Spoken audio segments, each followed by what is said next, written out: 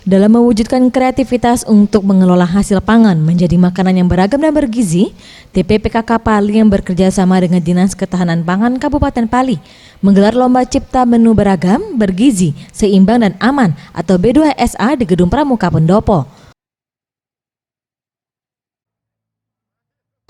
Bupati Pali Heri Amalindo mengatakan, dengan adanya perlombaan ini diharapkan masyarakat Kabupaten Pali dapat menciptakan berbagai macam makanan.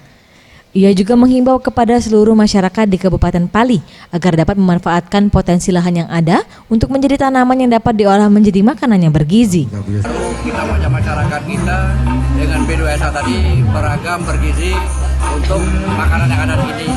Yang pertama tentunya memanfaatkan lahan tanah yang ada seperti ini.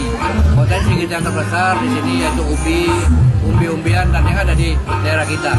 Untuk itu ke depan dengan segala olahan dan beragam dari makanan ini dan menu yang ada ini kita kelola dengan baik sehingga masyarakat kita tidak tergantung dengan beras.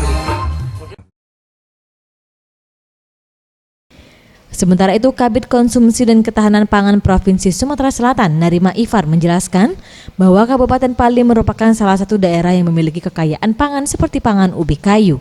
Daerah Kabupaten Pali ini cukup potensial untuk mengembangkan pangan lokalnya terkait dengan program percepatan penganeka-ragaman dan konsumsi pangan dan lomba cipta menu beragam beragam bergizi seimbang dan aman. Boris Simbolon, Sriwijaya TV.